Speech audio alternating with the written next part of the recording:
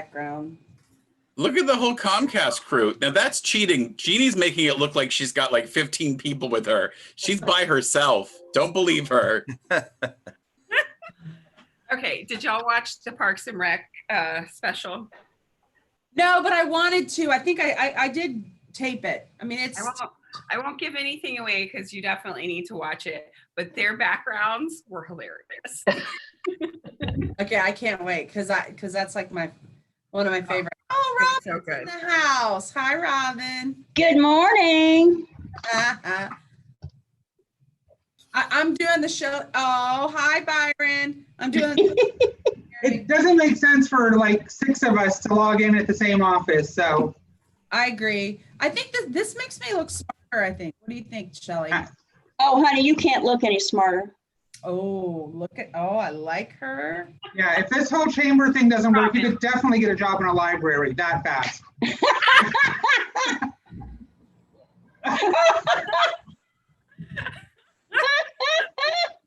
Oh, that was Turn good. his mic off.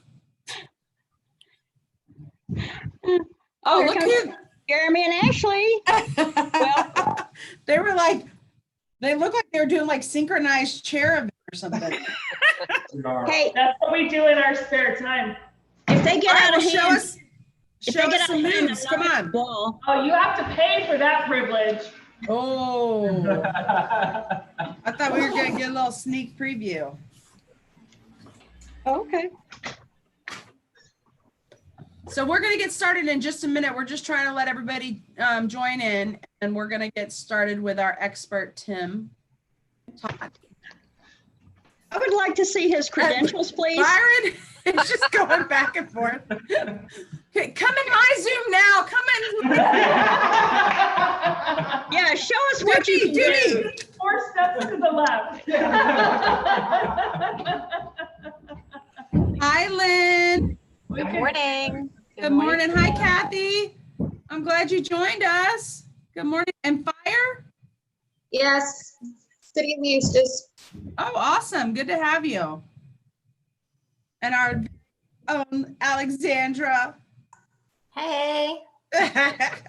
I'm trying my Shelley Garrick glasses thing because I really can't see. If I really look through them, y'all are all blurry because these are readers. It's like borderline. I know you're there. But I think they look. I think she looked so smart, so I thought I better put them on. Charles Frazier from Eustis is joining us live on YouTube. So he's good. All right, well, so we're going to go ahead and get going because I think that that way, and people can kind of pop in still. Danielle, you can let them in. If you all wouldn't mind, we're going to mute your, everybody, if you can mute your Zoom. Not you, Tim, you need to stay on. He's making that up. I know, I can tell. So, hey, welcome everyone to our Ask the Expert. Everybody who's joining us with Zoom has muted themselves. If you all have questions, if you want, we can, you can put those in the chat, unless Tim, you have a different way you would like that to be handled.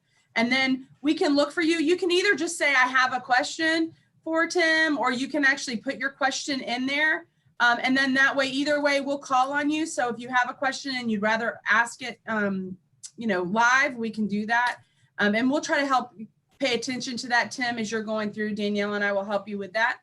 But thank you so much for being here. This is a series that we've been doing, our Ask the Experts. It's been great. We had our marketing person, last week with Robert Schwartz. All of these are available on our live YouTube channel. So if you've missed any of them and you want to go back and check them out, you can do that, as this will be also available on the Leesburg Chamber YouTube channel. You can watch it live, obviously, or you can watch it later. But anyway, so today we are talking about community engagement and how you can leverage community engagement to really help your business and build your business and gain a little bit of exposure for your business. And with that, I'm going to turn this over to Tim Totten. I appreciate you, Tim, taking time out of your busy schedule to do this for us today. Well, thank you very much and welcome everyone. Yeah, I want to talk to you about utilizing community engagement to increase brand awareness. Now, specifically, I'm going to go over real quick what I've planned to cover in my sort of prepared remarks. And then, of course, if you think of a question that fits one of these, ask it at the appropriate time, or we'll ask at the end. So literally, we're going to talk about what is in community engagement, why it works for humans, the thing you have to do before anything else, how to decide your passion. We're going to talk about leveraging your community, how to create and reward super fans while ignoring the haters, how it benefits your business, how to build on your past success, and most importantly, how to prevent everybody and their brother from asking you for money afterwards. After you've been so completely helpful to people. So we have to first answer the question of what is a community engagement, and it's a little different than community involvement. Okay, so community involvement is sort of like, you're active in your community, you participate in Chamber of Commerce events, you help with charities, that kind of thing. That's involvement. Pretty much, if you're here today, the odds are you're involved in your community. Community engagement is not about telling people that you give money to charity, although that's really great, and I hope you keep doing that. Community engagement is about creating either a cause or a giving opportunity or a goodwill event that allows your community to join you. So for it to involve your community, it has to be bigger than just you and your brand. So here's the important thing to know. Why does this work for humans? Because humans love to help. Psychologists can tell you that if you want to ingratiate someone to you, it's better to ask them for help or for a favor than it is to offer to pay them to do something. That might seem counterintuitive, but humans actually build stronger bonds when the interaction is about them giving to you rather than them buying something from you or trading something with you. A transaction has an ending, where no one owes anything afterwards and it feels final. But a favor that you do for someone builds a relationship, even when you now owe something to the other side. And interestingly, this doesn't require that you pay it back in kind. In business, you can repay this debt by continuing to create value in your products and services, or by recognizing loyal followers publicly, or by paying it forward and helping other people. And see, that's because you and your customers are both human beings, and almost all humans want the same things. You see, we're social primates, and that means we long for togetherness, community, and society. So the second important part of community engagement is that humans love innovation. Think for a moment, we celebrate innovation by making inventors rich, and we create crazy TV shows like Shark Tank to highlight entrepreneurs. And we all love technology. I mean, who doesn't relish the fact that you can be scrolling through 50 different options of robot vacuum cleaners at 2 a.m. on your magic, telephone device while your mattress adjusts to your posture automatically, and then your special smartwatch tells you that you have a 9 a.m. Zoom meeting, and that your Instacart driver really needs to know whether you want to replace the large curd cottage cheese with the small skim cottage cheese for your delivery tomorrow. I mean, we all love technology, but it's not really about the conveniences. They're awesome. The reality is that humans really love innovation and new ideas, because that is what has advantaged our species over others on the planet. Think about it for a moment. How does a relatively hairless and almost completely defenseless species of animals that require to be cared for the first couple of years of their life somehow dominate the entire planet? And part of the way we do that as human beings is we love new, exciting, and different things. We like to see ourselves move forward. So if you want to fire these two primal sparks, which is a love of innovation and a desire to help and do favors for other people to build relationships, community engagement requires that you create something unique or unusual that you can't do on your own. So it allows your community to create a relationship with you where they've done a favor to you and to other people, and then it's up to you to leverage those connections that you've already built in your community. So that brings us to the first step, what you must do before you can even start doing anything else. This is the difference, like I said, between community engagement and community involvement. So before you can get involved in community engagement, you have to be involved in your community. It won't work if you don't know anyone, if you never participate yourself, or if you're in hiding. It doesn't mean you have to be the biggest cheerleader in your area. It simply means you have to already be participating.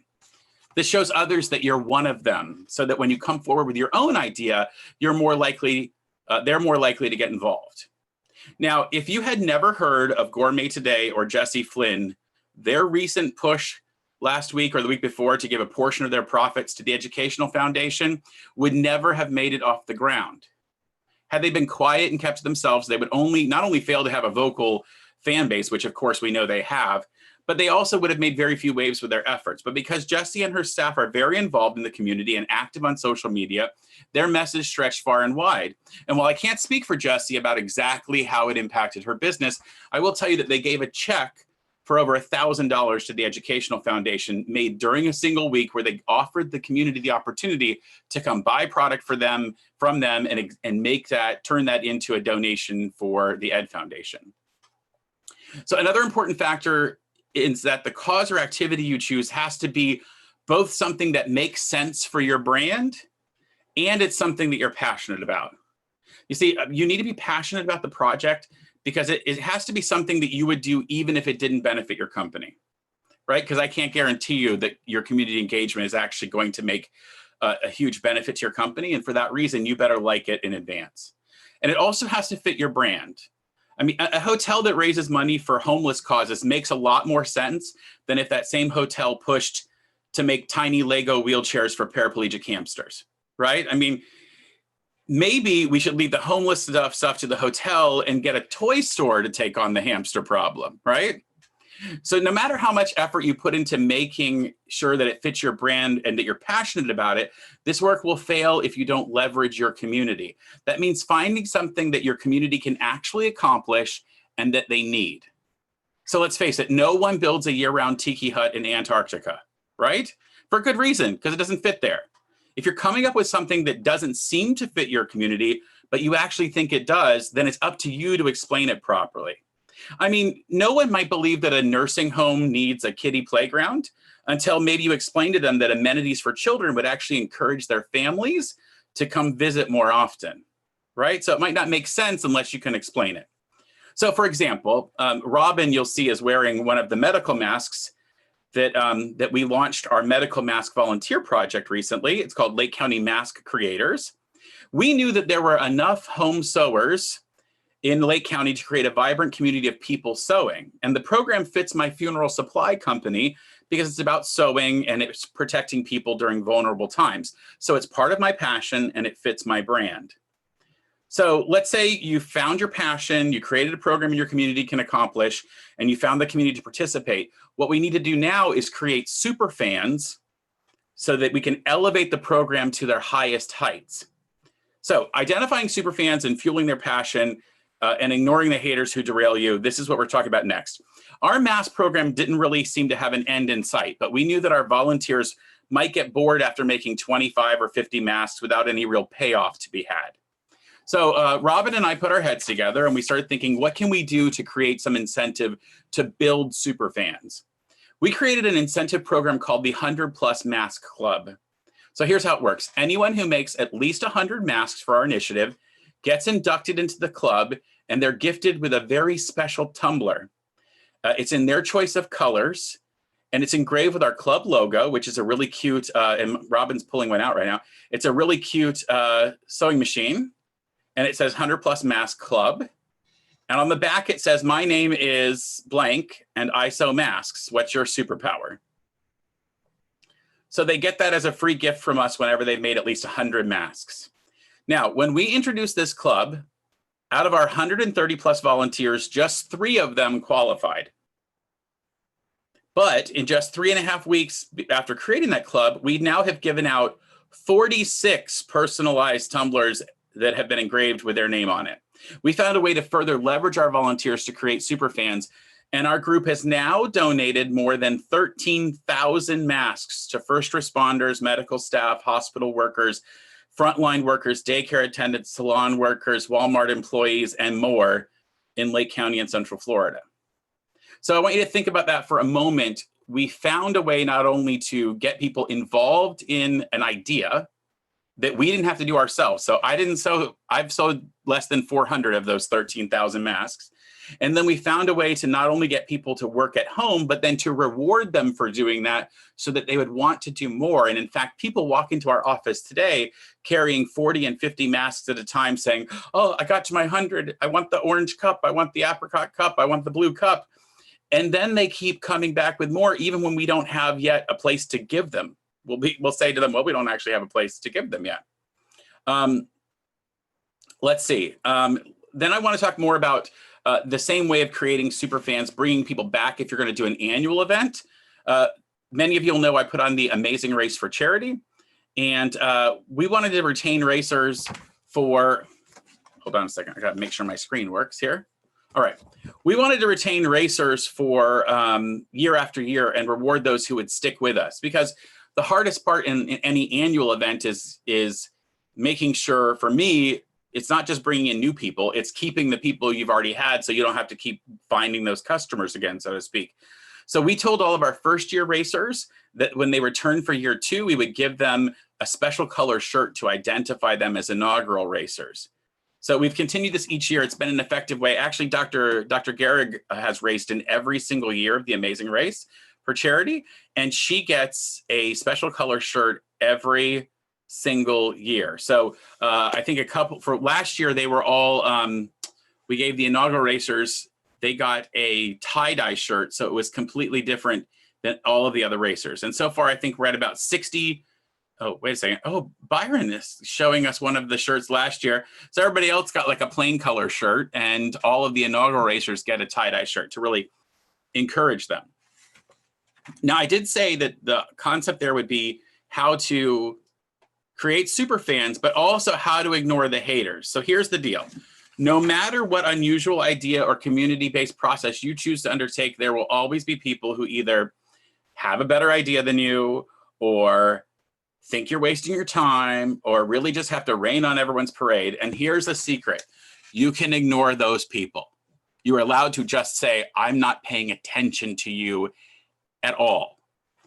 Good example. So when I first started my main business, my largest business is called Final Embrace, and we make blankets and quilts that funeral homes use when they pick up people who've passed away.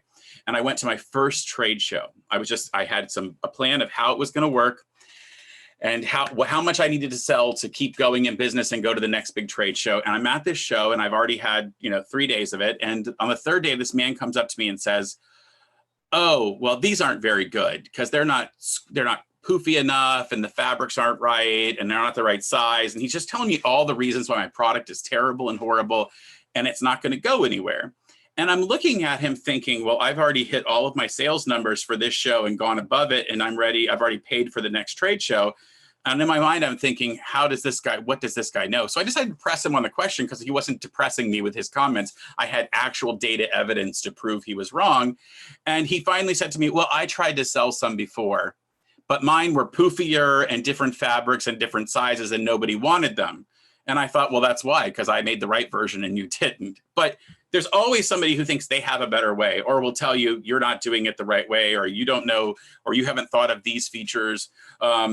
It's really just a natural fact that people, especially in today's world of social media, they have found that it's really easy for them to comment without being very invested at all. So used to be that people just had to sit at home and make their comments to themselves or their cat or their wall or whatever. And now they can actually say them to you. And so now that they can actually say them to you, you have a choice whether you want to read them or not. Before they were just at their house and you didn't have to hear them. And now if you choose to read them, you might get connected in there. So I just choose to ignore most of those comments, unless they're just really, really stupid and I can make fun of them. But otherwise, yeah, I'd like to totally ignore them. So the question becomes, how do you make this benefit your business? Depending on the project, you can at least expect to get some good press, maybe on social media or in traditional media, depending upon how well the project is received and how well you've connected it to your business. You may get some good word of mouth sales or inquiries from those who see the project and want to do business with a company that makes it happen. The halo effect can sometimes pay big dividends because you might reach out to decision makers. Think about it for a moment that there might be people you just can't reach because you're not going to cold call somebody, but you might need to talk to, you might not know who you need to talk to at a major company about you building a product for them or a service for them. And if you were to call them, it would be an obvious sales call. They might not even take your call. I mean, I try to have really good gatekeepers in my company so that there are people who filter those things out for me and I don't get bothered. Well, the best way to reach me is by doing something that I don't feel like is traditional marketing, right? So if I see you in the community doing a project, a good example would be, how do I reach people that can really affect? I've been very fortunate to do a project the last 3 years with the Lifestream Behavioral Center Foundation and the Open Door, and they do a fundraiser called Soup for Good. And so many local companies are participating in that. And part of that is, I mean, they're really just serving you soup. One night you go and get soup served by somebody in your, who's a friend of yours, but they leverage that to raise $35,000 to $40,000 in a single night just serving people soup. And one of the ways they do that is they get local people connected and involved, and usually connected local people that might not normally go or might not normally just sit around eating soup, So there's a way to connect there that's unusual and different, but it still pushes their brand, but it's not specifically on brand, so to speak. And then of course there's that halo effect that all these companies have participated. Now, one of the things we're doing right now, which may sound a little strange and may not be obviously a marketing aspect, is I have another company called Celebrating Heroes, and we create banners for military veterans that hang in cities. Well, when it became obvious that our 2020 graduates weren't going to have a real close connection, and a lot of their things were going to have been canceled, like grad night and prom and all those other things, we decided to work with the area cities in Lake County and put together banners for all 3,000 plus graduates in Lake County. And I specifically reached out to a couple of companies, and I'm glad to see that Lynn Winker is on because United Southern Bank has agreed to be the donation spot for people to help with that project. And think about it for USB for a moment. It's not I didn't go asking them for money, although they give a huge amount of money to causes all over the county. I went asking specifically, would they be a donation site so that people could do that, could stop by and give a donation to be involved and engaged. And actually, it's far more effective than if they had just written a check, because now not only can we highlight the fact that they're a local bank, but we also can show that they're helping to facilitate this great thing in the community for our students. So a couple other good examples might be the Before I Die wall that we built in Eustis a couple of years ago that got local companies involved, helped to market a couple of those. Of course, there are cities who've done downtown art murals and other things.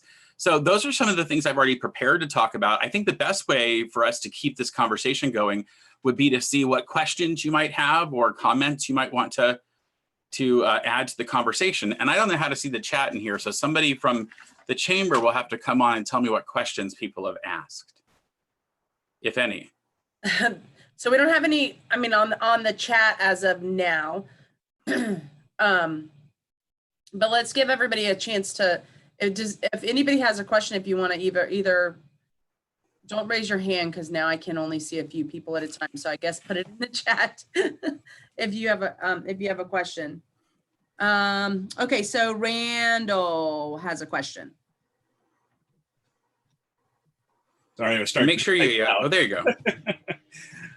Yeah, as far as how you do for the financial portion of it, you were talking about with the bank, but do you make it as a DBA, or how do you incorporate those funds and make sure that those are, available, because this is a charity type of item? Yeah, I got about every other word of that, and maybe my internet connection or something else. So I think you were asking about how do I work out the funding in terms of paying for a project or something like that. Are you asking specifically about the mask project or something else? Actually, I was asking how you record the funds. In other words, do you do it as a DBA from your company, or do you keep it totally separate since it's a basically a fundraiser or a nonprofit type of item? Yeah, okay. So there's a couple of things like, and obviously somebody from a bank can answer this question a little bit better.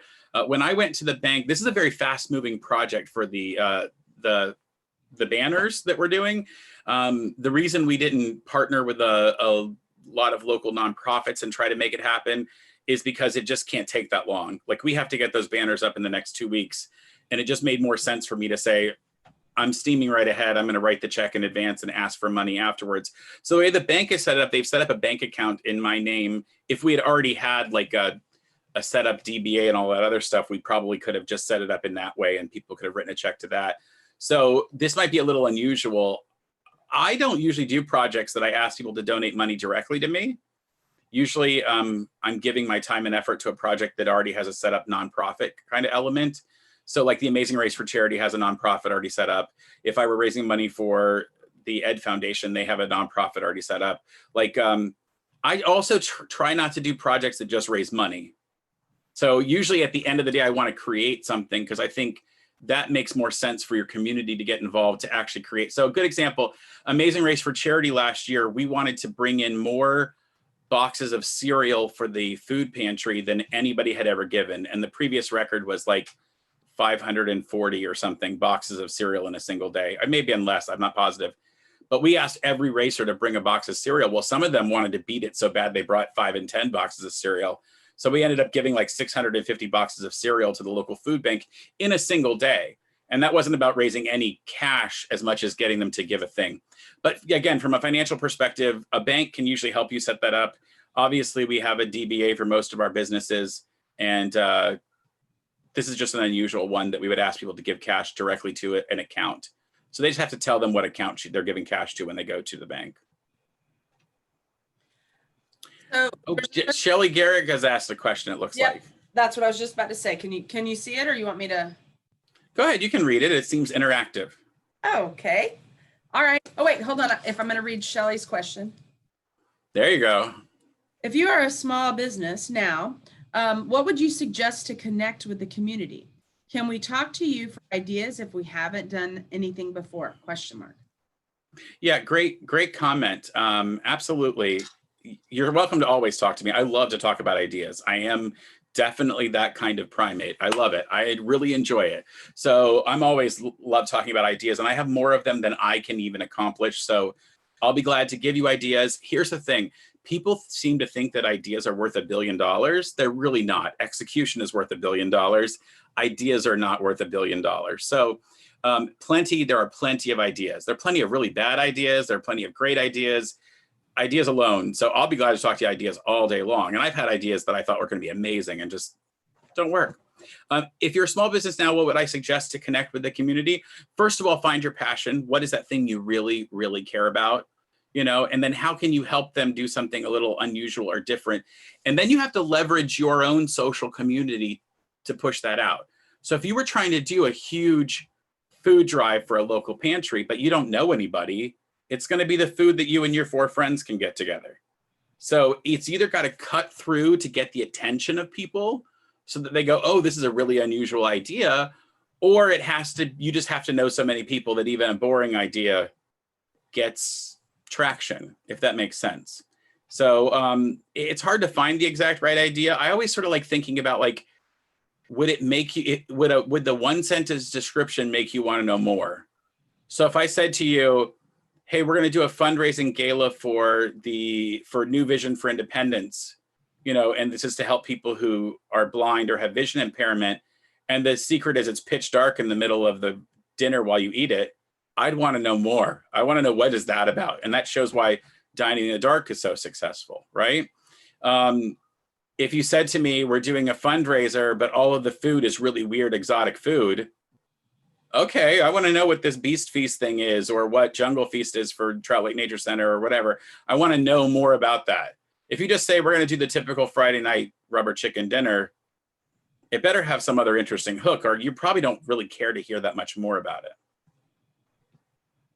Yeah. So I have a question. Well, first I want to say that I have like a list of people that I consider like my creative friends. So or my people that I can bounce off, and Tim is definitely one of them. And I call Tim many times. I have and bounce off ideas, think of things. Not always are they ideas that we can utilize right at that moment. Sometimes I have a board, or I used to have a board. I now just have a piece of paper, but where I like list things that, so I don't forget about them. I put them like in a parking lot, and I list, you know, these are the ideas I have. And at some point they're going to work. Like this Ask the Expert thing has been something that Danielle and I have talked about for years. It's something that I had on my board when I was in different offices. And now it just kind of worked out that this is the perfect timing for this. It was a goal for this year. But that isn't my question. My question has to do with how do you think, I know you've mentioned obviously these great things, these great projects, but now tell us a little bit about how that's actually benefited you in your business at this point. Yeah, great question. So, I mean, let's just take the most recent thing that's really fully formed, which is the Lake County Mask Creators Program. I have to do very little with it. I mean, I have staff that's working hard on it. Robin works really hard on the administration of that. And so that does, that costs me payroll for that purpose. And then I have some staff that cuts out fabric and gets that ready for people because we create kits for them to make masks from. And that costs a little bit of money. So I mean, I do have some things invested in it, but I now have 130 plus people who really want to be, these are just the number of people making masks. That doesn't include all the other people who have joined the Facebook page and have seen the things we've put out there that now hear us on social media. That's just the people who are actually working. I want you to think for a moment. I have 14 or so employees that work in my various businesses, and I occasionally need to hire somebody who's really good at sewing. I have literally just interviewed 130 people because they bring me their work for free. So I right now have 5 people minimum that I would hire tomorrow to sew for me, that I could immediately say, hey, do you want a job? And if they were available for a job, I would have no problem hiring them because I've seen the value of the work and I didn't have to take a risk on them. So from a business perspective, I found 5 super employees that I could hire in a moment. Secondly, it gives me the opportunity to market a business that doesn't really have a lot of marketing opportunities. And that's because I've made sure that all of my funeral home customers know about our mask initiative. So when I made videos for our mask initiative, I also made a version that I sent to every one of my 10,000 plus funeral customers. So they all got a copy of our video saying, here's how to make masks in your community. So they get to see that we're affecting the groups in our community, teaches them how they could do it in their own community if they chose to, and shows that we are doing something with our time when maybe we're not making as many funeral products as we would at other times of the year, right? So that's goodwill for all of my employees or all of my customers, right? Then the other perspective is there's 130 plus people who are sewing for us, but they're giving stuff out to all of these other places. So they've gone to hospitals and nursing homes and elsewhere.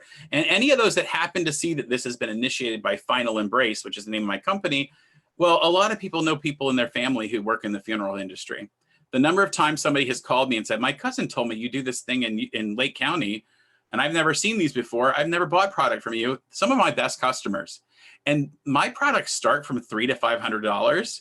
So when somebody calls and orders 3 of something, it's a $1,500 sale, somewhere in there, $900 to $1,500. That's a pretty darn good return, because then also once I get a customer with the best product in the industry for what we sell, they tend to stay with us. Now, I launched Celebrating Heroes last year, and we're selling that to funeral homes. Basically, funeral homes carry that into their community, and they set up these programs in their community to honor veterans. Well, I want some national attention for that. So let's think about, this is not just an altruistic thing. If I do a banner for all 3,000 students in the Lake County District schools, there's not another county in the whole country that's going to be able to do that. I don't think anyone has been able to cover all of their students in their entire school district. That's going to get some national attention, even if I have to go do all the press releases and push it out and shoot video and everything else. That gives me a gigantic thing, because I am definitely applying for the National Funeral Directors Association Innovation Award this year. It's a huge project, and usually something boring wins. So, and we've been up for that award, I think 3 times in the last 5 years. So I will get out there, push that for that product, that award. And hopefully we get seen on more than just we've already been featured on a couple radio interviews. We've done some TV work already for the Celebrating Heroes, and none of the banners have even gone up yet. So for me personally, it's going to launch my business, because I can then show that to funeral homes and say, look at the kind of attention this gets in the community. And just more realistically, once banners go hang in these cities for seniors, what about the seniors next year whose families might say, well, gosh, we'd like to do this again. And some local company says, hey, we'll spend the $6,000 to $10,000 to put all the banners up for all the kids in the cities where we want to really make an impact. Well, all of a sudden, somebody like Romac Lumber, I'm just throwing out names, I'm not trying to push anybody, Bobby, or Affinity Tech Solutions, or somebody says, I'm going to spend that money. Well, there's more business for me from a business perspective. So it does have a marketing aspect. I'm not trying to just be altruistic. That's important to me. And if I don't make any money out of it, I'm perfectly happy because it's something I was passionate about already. Okay, so yeah, go ahead. Do you want me to read it, or you want to do it this time? It says, this is from Randall. You said to ignore the haters, but I represent Big Cat Rescue, and Tiger King has brought haters out of the woodwork and can often culminate to vile responses. What are your thoughts on a line to draw, or should comments be left alone, in which escalates from responses from those that care? How do we make a positive spin on it and deal with it? Wow. Yeah, he's bringing the heavy question. So Randall, I got to tell you, I think the problem, and I haven't watched any of Tiger King. I'm not really a fan of human misery. And it strikes me that that's how the show has been sold, at least the way I've seen it is, oh my God, watch this train wreck. And I find it hard to believe anyone participated in that show thinking they were going to be portrayed as a train wreck. So then they're not all the Kardashians, right? So the problem with Tiger King specifically and Big Cat Rescue is that that's gone to meme territory. It's sort of like, after all of the things that happened in the O.J. Simpson trial back in the 90s, I remember saying to myself, God, I hope he's guilty, because otherwise his life is completely ruined. You know, I mean, even if he hasn't been proven guilty, I hope that he actually did it, because otherwise he's paying a very big price, right? Same thing for Big Cat Rescue and Carol Baskin and all of that is, you know, I can't imagine. I know so much about the show and never having seen it. And I know all the comments and things being said and the songs being created and the memes and all the other crap. And it's like, God, I can't imagine working through that. I would probably personally try to spin that into something better. And a good example might be the Mormon Church. So has anyone seen Book of Mormon, the musical, right? Which is not that friendly to the Mormon religion. It's kind of a little rough, actually. Or religion in general. Or religion, yeah, absolutely. The Mormon Church started taking out ads in the playbill for Book of Mormon saying, "You've seen the musical, now come learn what we're really about." Like, that's an interesting twist. Obviously, they have the funds to do that kind of a thing. I think you have to look at if there are haters. If there are haters, you always need to find out maybe why. Like, you should be aware there are haters and try to figure out what their comment they're trying to make to you. I tend to get pretty annoyed by people who are only bringing me negative, but if I can stop for a moment and listen to what they're saying and decide whether it actually has any value, and if it does have value, then I can do something, you know, with that value and maybe make an adjustment. But I still think that when you engage people who are only there to troll people, I mean, that's one of the problems is a lot of people just want to complain. And it's better off just to let them complain and realize that that's their little soapbox. And if you give them any oxygen, they will just continue to destroy the room with that. So, I mean, I prefer not to argue with people online. As a good example, I watch a wide variety of television, and I watch RuPaul's Drag Race all the time. I think it's hilariously good and a fantastically show about how people can do just the most amazing creative things.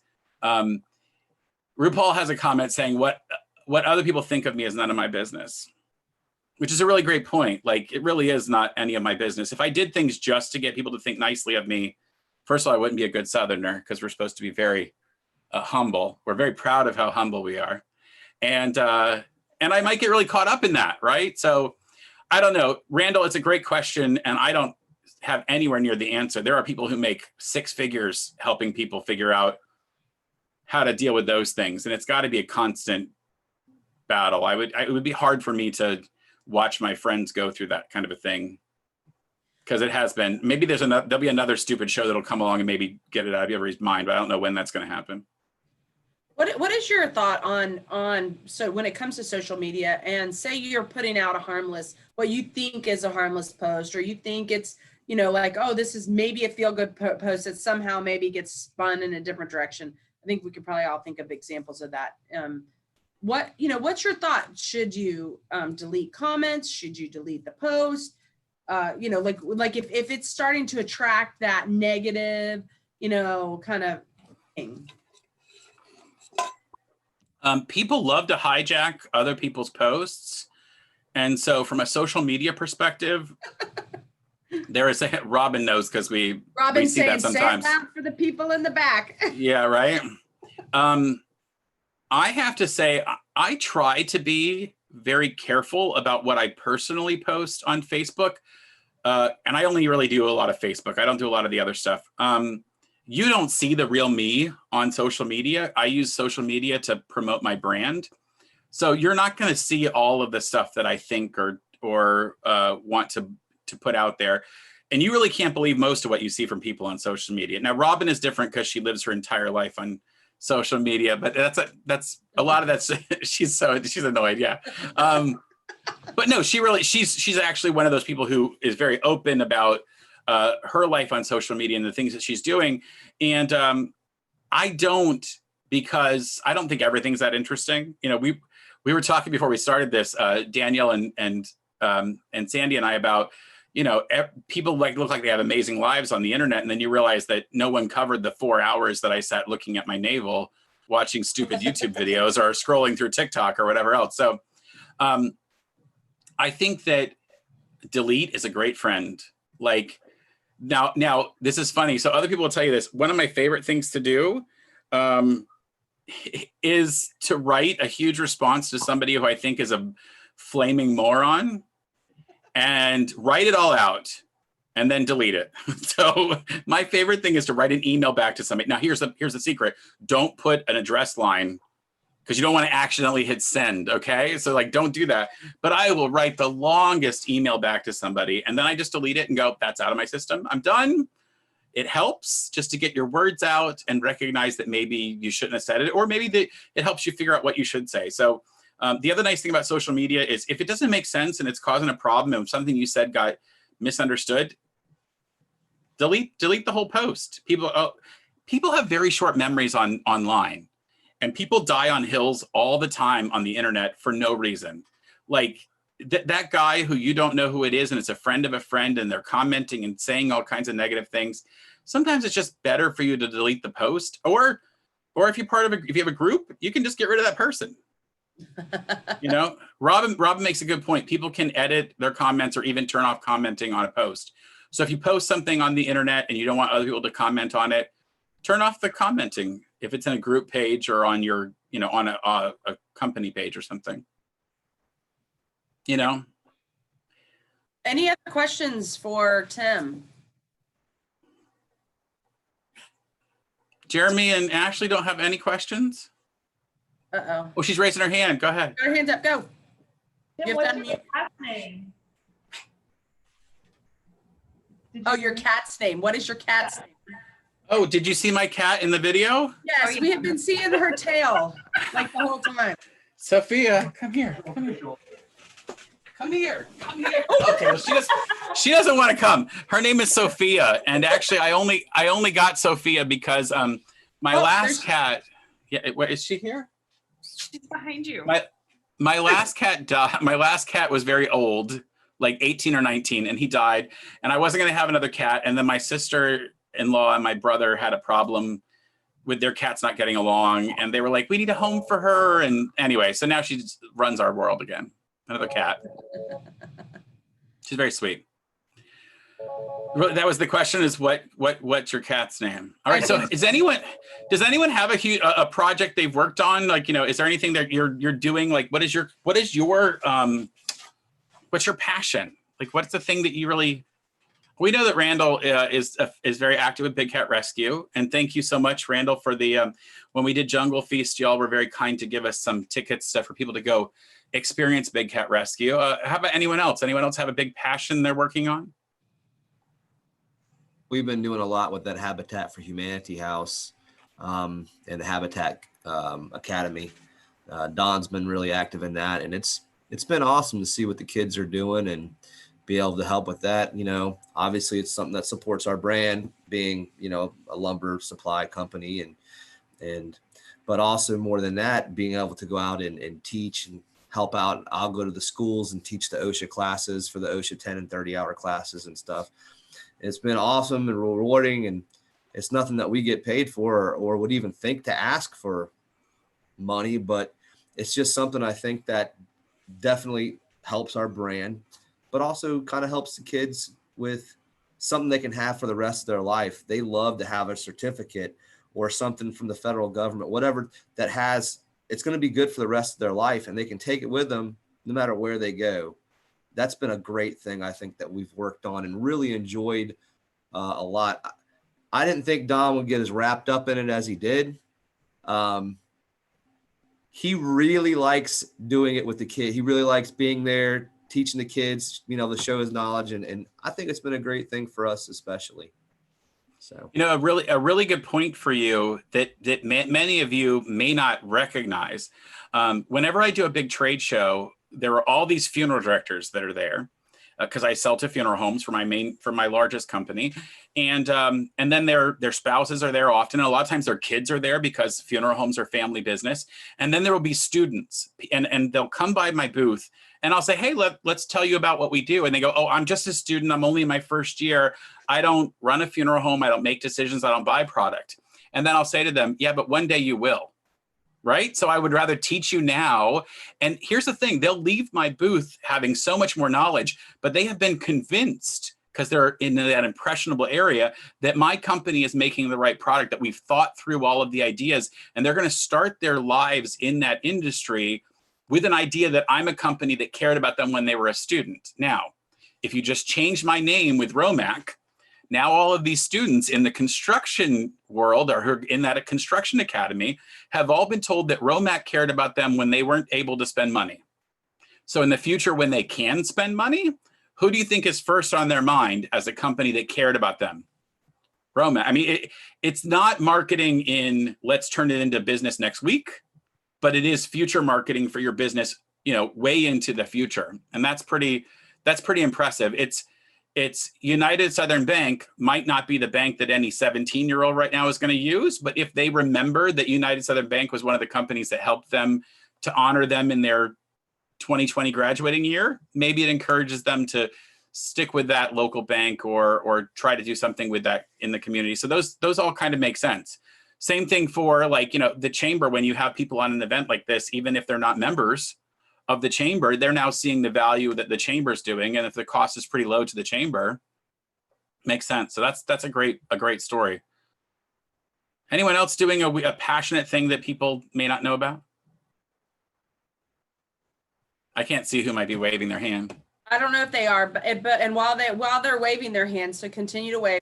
I do want to say something too about Romac, which is really cool, and it's the same example that you did, Tim, is that they not only are they doing that, you know, they didn't just step out, but they have leveraged their relationships with other companies. So they've, you know, pulled in other contractors that they have to be a part of this project. I don't know if they're twisting their arms or if they're really willing, but it's really cool to watch. And I'm sure it's probably a little bit of both, but it is really cool to see what's happening. It is a great example of everything that Tim is saying. In doing that, I think too, you know, like our chamber has leveraged our relationship in the community to help our schools. You know, typically getting involved in the schools is not necessarily a chamber thing. It just, I mean, you know, or at least it hadn't been in the past. But that's something that was, you know, we really identified that as a passion and something that was important to our community. And so that's why we've taken such an initiative for the chamber in that. So I see a new chat. So did somebody have another question? It looks like Randall had mentioned also they work on the community forum, where they hold a room of nonprofits that need volunteers in the community. They hold that at different schools twice a year, and it gets the kids bright future hours that they need and learn about, keeps them in the local community. I guess most counselors at schools only refer what they get in, and it's not necessarily local, which makes it hard some parents to get them to it. They'd like to propagate this to other communities. How should we look at it? So Randall, I think it's a really, it's a good question if I understand it more specifically. You know, getting people involved in the community, obviously that's important. And I'm a big fan of synergy among nonprofits or among companies even, really. I mean, I think sometimes it's harder to do that in business because people don't necessarily think they can work with, you know, some other company because we all have to compete with each other. But I think I look at one of the reasons we created the Amazing Race for Charity is I was kind of tired about being asked about money, which is a great way for us to finish that last one that I talked about. How do you keep from being asked for money constantly? And so a good example of that would be when we put together the Amazing Race for Charity. Not only was I wanting to not get asked by 50 people for money all the time, it was also to get people connected that maybe are all doing their own little thing in their own little corner of the world. You know, if you're toiling away by yourself and you're trying to put on some little event and you're duplicating all the work of someone else who's also trying to put on a little event, sometimes you can put those two events together and really improve. So a couple of years ago, the Amazing Race, we were for many years, we partnered with a local animal group, and we would get a permit for 2 days rather than 1 day for our event. And then they would hold their event the next day using all of our tables and chairs and tents and everything we had already set up. And we would do our event on Saturday for the Amazing Race, and then they would do theirs on Sunday. And it made perfect sense because why should they repeat it the next week and try to do the same exact thing? And it worked out really well for them. So I think connecting nonprofits together is super important. It brings up the thing that I want to make sure I get in before we close, which is once you start giving in the community, you have to figure out how to keep everyone and their brother from asking you for money. And listen, I've gone and asked people for money all the time, so I know what this looks like. You give money to a local event. So let's say that you're Jenkins Auto Group, one of your trustees, and they go out there and they give money to this gala. And then everybody who's going to have a gala says, well, go to Jenkins. They give money to local nonprofits and whatever else. Or go to, I'm trying to think of somebody here who might give out gift cards or something. Oh, go to them. They always give a gift card to whatever, right? Well, the problem is you just get asked for stuff and nobody actually is ever spending any money with you, right? They're all just asking. So there's a couple solutions. One of those is to have a very clear mission of what your group does, right? So Acres Media does this in a great way. They don't generally give money, at least to the organizations I've been a part of, but they have something they trade. They give media exposure, right? Other groups might say, well, we will provide you with money, but only if a number of our employees want to participate in your organization and help on the day of the event. So it has to connect personally that way. The other thing, and I will make sure that that the chamber gets this and can use it. There's a really great way to. I'll send you, Sandy and Danielle. I'll send you the template of this as soon as I find it. Basically, you can create a letter that responds to anyone who asks you for money, but you don't want to give them money, or doesn't fit your deal, which is where you basically say, we do a lot of planned giving all year long. We usually plan that pretty far in advance. We've already made all those decisions for this year, but I would love to consider you for our next year. In the meantime, here are some ways that we can help you. So instead of saying no immediately, you can automatically say, well, hey, here's how I can help you. Or maybe I can give you my time, or I can give you a gift certificate, or maybe you have to have sort of an answer. My answer for a long time, people would walk in the door and say, can you give me $50, to be in the program for our softball team? And I would say, first of all, that's not going to help my business at all, because no one's going to look in the back of the program of the softball team when their basement floods. So no, there's not a plumber who needs to be in the back of the softball, right? It doesn't help. It only makes me feel good that I gave you $50. And you got to ask a lot of people for $50 if you're trying to raise $10,000 or $20,000. It's a lot of people. So I created the Amazing Race to say, don't do that. Let's get $500 at a time from businesses. And then let's have you apply. So we give money to 12 charities and make a real difference in that way. So whenever anybody asks me for money now, I can say, well, here's how you do it. Come to the Amazing Race. And I have a solution for that. The other perspective is to, when people do come with a handout, is to tell them how they can get involved in what you're doing and how you can work together. So I'll send you that, Sandy, because I think it's really important. You just have to you have to learn how to say no nicely. or point them to what really does have a strong effect. I think Lynn Winker actually probably would tell us so much about what this is like, because she gets those requests at United Southern Bank all the time. So what's really been nice is when I bring something new to Lynn, she looks at, you know, they have a process. They have a process of how they look through those things. So and it's effective, and she's always nice about it, even when she has to tell me no. And I get that, because sometimes it doesn't fit their brand, right? Now, Danielle, you have a question, I think, from YouTube. Yes, so Charles would says primarily branding is, let me be able to spit this out. Primarily branding is naming a project. Mr. Totten, do you have advice to add to the idea that your best idea stands until something is thought of that's better? Okay, can you type that question into the chat? Yes. Because I'm not getting the full question. Gotcha. I'm getting like every fourth word drops out, so I don't quite get. I'm sorry. And I think this is and just for the purposes of time, this will be our last question. And then, but I do want, while she's typing that into the chat, I want everyone to be thinking about a couple things. Well, first, I did have one little thing. You know, I think too, you know, as a business, or whatever, you know, whatever your organization is that you're working with, to not just, you know, to look around and see what other people are doing. And there may be ways that you can piggyback with other people and help, instead of just kind of creating. Because I think sometimes we tend to have a really good idea and think, oh, I'm going to create this thing, and there's already 3 other organizations that are doing that, but we just haven't looked around enough to see that.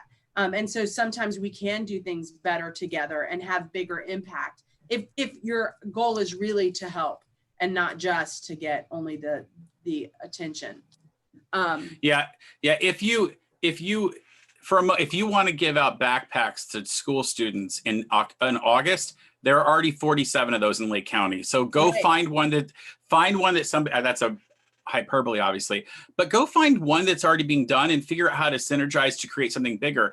It's only if you're trying to create actual brand awareness for your company, you can piggyback at that with someone else if they're compatible, but also you're trying to cut through a lot of noise, and there's so much content that you got to create something either big and spectacular, or you've got to create something that is so unique that people go, oh, well, I've got to talk about that. So the YouTube primarily branding is naming a project. Do you have advice to add to the idea that your best idea stands until something is thought of that's better? I think this probably requires a bit more of a discussion about exactly what it means. Branding can mean naming a project, of course, like, oh, we give this a name. But really, your brand is everything about what your company is and what it does. I mean, yes, a literal definition of a brand is literally that word, name, picture, image that is the brand of your company. But we all know what brands of major companies are. We know that the brand of Tesla is Tesla, but we also know the brand is, you know, alternative energy solutions, cool, hip electric cars, the cult of Elon Musk, like all of that goes into it. We know what the brand of, like, I'm just trying to think of a company, you know, that's well, we can figure out any of your trustees. We can think of what their brand stands for, what it means, right? But it is their image, but it's also all the things that go into what you think about that company, what the brand of the company, which is why some companies that have not done well with managing their reputation will change their name. They literally will change their brand, because they're trying to get away from what the old brand means, because it means more than just that image. It means something more, you know? So you're trying to craft your brand, not just your name or whatever, but also how people think, what the halo effect that goes with your company. Well, thank you so much, Tim, for all this information. It really is good. And I know if you have questions individually for Tim, you can get, you know, I know he just said that he's willing to brainstorm. He loves to talk about ideas. So please reach out to him. Reach out to the chamber if you have ideas for other Ask the Expert series. We're looking for more ideas on things that would really help you all, help your businesses, things that you think would be value to learn about. I also want to remind everybody we have our coffee with the chamber coming up on Thursday. We are going to be a little bit more, this is going to be more social and not as much just informational. We are going to have a little informational piece, but this time we're going to be doing breakout sessions. So it's going to be a great way to network with people. So I encourage everybody who's on this call, I hope you can join us 10 o'clock on Thursday. So in 2 days, 10 o'clock, coffee with the chamber. So thank you so much, Tim. Appreciate it. Thank you all for joining us. I want to thank all of our trustees, as you can see, who are making so much of what we do at the chamber possible right now, especially in these times. And of course, all our members, we appreciate you. And we are here for you if you need us. So thank you. Bye. Bye, everyone.